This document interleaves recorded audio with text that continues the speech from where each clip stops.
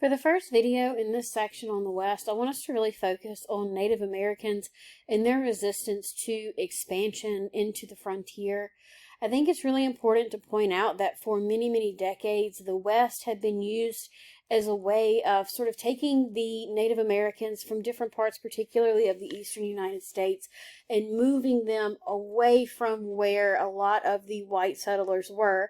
The reason for doing this is because, of course, they wanted to have the best possible land that they could for their expanding enterprises, whether that be somewhere like, say, Georgia, Alabama, Mississippi, where they might potentially be creating these massive cotton plantations. Even if we think about places like North Carolina that were once filled with Native American groups, there were very, very few areas that were left after a certain point in time. So because of that, what we can see on the maps that I have up here is the sort of lands that are going to be held by Native Americans. So we can see from 1850 to 1990, over that 140-year period, the lands that are going to be reserved for natives is going to shrink substantially. Of course, there are many reasons for this, but one of the greatest reasons is going to be this expansion into the frontier and the ability of the settlers to quote-unquote conquer the wilderness. With this conquering, we can see that a lot of it will, of course, have to do with the emergence of railroads. We can see that the railroads are going to be very, very instrumental. You have things like the Central Pacific, which you can see here in red, the Union Pacific that you can see here in blue, and as they really start to connect into the West, what happens is that for a lot of people, it makes the West feel more appealing. Up until this point, if you were to move into a Western state, like say California or even somewhere like Oregon, you're giving up contact with your family, you're giving up your creature comforts, you're giving up a lot of things that you might enjoy about living somewhere towards the east, or the what we could now refer to as the old near west, places like Ohio or even larger cities like Chicago. You're giving up your access to that. Once these railroads come into play and the railroad system starts to emerge, we can see that there are going to be countless ways that people are going to have access to the things that they want. So we'll see that things like telegraph machines, it helps to keep people in touch. We can see that later even things like telephones would be important.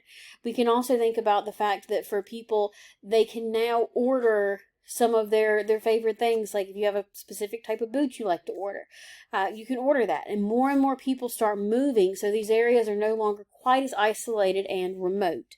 And because of that, we can see that for many Native Americans, it is going to have a profound impact on their lives and on what happens to them. With this, we can see that as more and more people start to move into these lands, it is going to lead to a lot of resistance as well. So for many of the Native Americans, they are going to very quickly try to resist. I think one thing that's important for us to point out before we get started is, of course, that when we talk about Native Americans or American Indians, what we're talking about is going to be a group of people that are very distinct in many different ways. And what I mean by that is that there are many different groups of people, many different tribes. They each have distinct languages. They have their own sort of way of making money or economic activities. They have their own resources that they rely on, their own way of life. And because of that, a lot of what we're going to look at is going to seem a bit like a simplification, but I do think it's important to point out. We can also see with this that as far as the population, by the end of the Civil War, there are approximately 350,000 natives who are going to be living to the west of the Mississippi. And I think that, again, there's a lot of different groups that we could look at. Some of them are going to be groups like the Pueblo, Navajo, the Cheyenne, the Lakota, and of course there's many, many more as well. For these groups of Native Americans, I think it's important to note that they are going to oftentimes have their own understanding of the environment, and they engage in hunting, farming, and trading on their own terms. You have a lot of groups as well that are going to be very reliant on the bison. With the bison, by the time you get to the mid-19th century, there are around 300 million that are going to roam the Great Plains. For many of these tribes, they utilize every single part of a bison or a buffalo in order to survive. So, for example, they of course would use the buffalo for clothing, for food, and for maybe shelter, but they also use it for various types of tools as well. And they use, again, every single piece of this buffalo. It also holds a sort of spiritual significance. We can see that there's a lot of reverence towards this animal that gives so much to the people. And it definitely has a sort of role as far as how gender is laid out for these groups that are going to use the buffalo. Men are going to hunt using horses, women process the hides, and they are going to contribute to the food and shelter of these communities. And both groups are going to be very, very active participants. With this, the picture I have up here shows one of the sort of devastating impacts of having more settlers in the West. So I'm not sure how well you could tell zoomed out, but if you zoom in, you can see here, these are going to be skulls of many, many different buffalo that have been killed. So as these settlers come into the region, they realize that buffalo skins can go for a very, very high price. Not only that, but instead of using maybe a bow and arrow or even just, killing one buffalo with one gun to use the entirety of the animal, what they start doing is they start using guns to kill as many buffalo as they possibly can. Of course, this has an impact on various groups that are dependent on this. It means that there are fewer left that are able to sort of go around. It also puts a lot of strain on these communities to continue to survive in the way that they previously had. Now, as far as federal policy, initially the United States government did treat Western natives as autonomous nations, and they acknowledged their stewardship over the land. For example, in 1851, you have the Treaty of Fort Loraine, which is going to confine the Northern Plains tribes to specific areas, and it is supposed to prevent white settlers from encroaching on that land. Another similar treaty that was passed in 1853 also sort of did the same thing to the Southern Plains. And with that, you would think that this could be an easy way to sort of solve that problem. However, there were a lot of violations of these agreements. While these various tribes are going to uphold their obligations, white miners ignore the boundaries. They're trying to get to resources. They're looking for things like gold. They're looking for other sort of natural resources as well. In 1864, we will see the Sandy Creek Massacre is going to take place. And this is going to be the action of the U.S. military. So you are going to have a Colonel John M. Shivington, and his troops are going to be attacking a peaceful group of Cheyenne, and the Cheyenne are going to be under a native. His name is going to be Black Kettle. Despite the fact that the Cheyenne very quickly sort of surrendered, the soldiers continued to kill and to mutilate 270 natives in order to gain access to this land because they believed that there was some sort of resource on this land.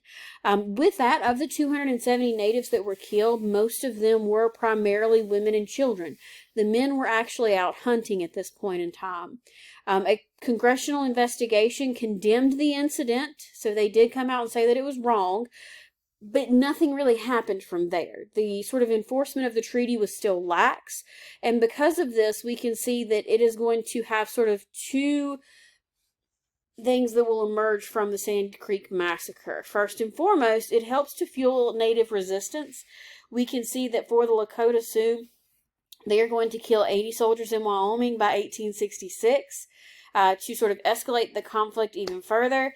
And on top of that, we can see that for many white settlers, they no longer take these treaties as gospel. Instead, they look at them as just a nice suggestion that they shouldn't enter into this land. But even if they do, nothing's actually going to take place. I think another important instance of native resistance is going to be in what is normally referred to as Custer's Last Stand, but we can also see the whole culmination of this resistance in what is also referred to as the Battle of Little Bighorn in 1876. Now, in 1868, the Great Sioux Reserve was established for the Sioux, and it encompassed areas of North Dakota, South Dakota, Montana, and Wyoming. By 1873, Sioux leaders exploited conflicts between local officials and the federal government to maintain autonomy over their lands. In other words, still trying to maintain their claims to these areas. With this, we can see that non-treaty Sioux, so people who had not agreed to this reserve, were led by Sitting Bull.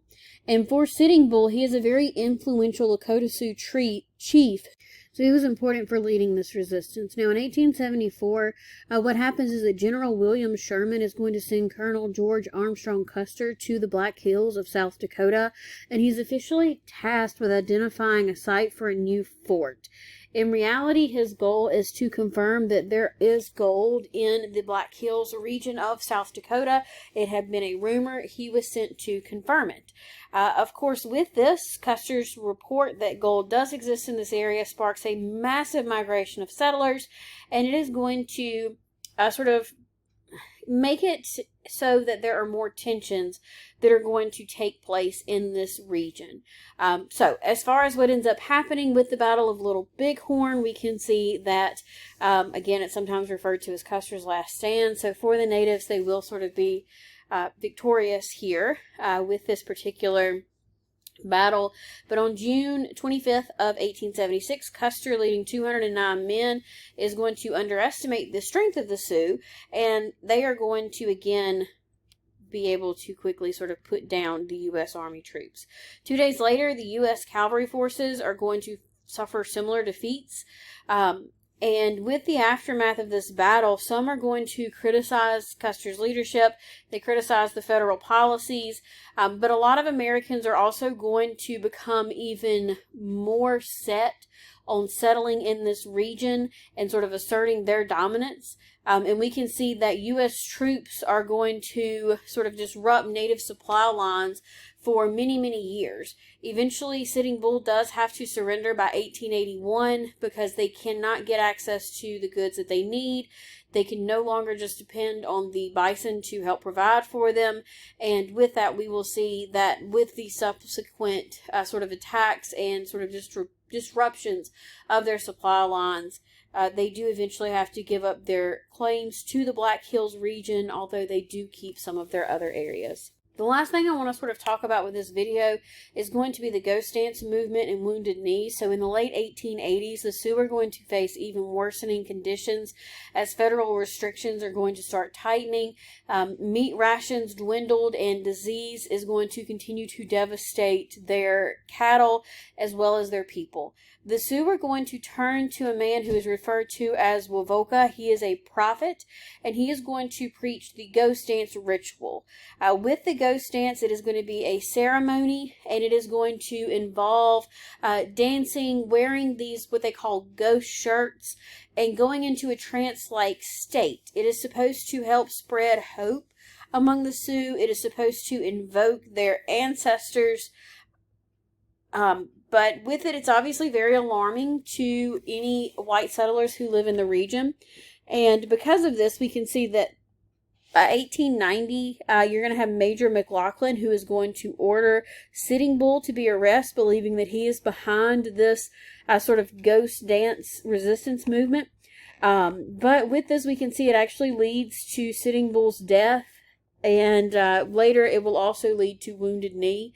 With Wounded Knee, what happens is that you are going to see that the 7th Cavalry is going to actually capture 340 Sioux, most of whom were already starving. They were already suffering, and they are going to be shot. And what happens is that 300 Sioux are actually going to be killed in this event, and it is seen as the end of resistance in this plains area. This sort of Wounded Knee, we can't even call it a battle. It's more of a massacre than anything. Most of the people who were killed, again, they are starving. There were many elderly people, many women and children who were also killed. And it is going to lead, again, to fewer lands being reserved for Native Americans. Like I told you, before you get to the 1860s, you're looking at around 350,000 natives who live in these areas. By the end, you're going to see that fewer than 100,000 live in this area. A lot of them are going to die due to these battles, but of course disease, lack of supplies, and the complete shift in their way of life is also very important to note. I think that this is important to understand and to look at alongside some of the other people who might become important. So in the other video for this section, we'll be talking about groups like your frontiersmen, your cowboys, miners, railroad workers. But I think it's also important, of course, to see that all of this is possible because of Native Americans having their lands taken from them in often very, very brutal ways.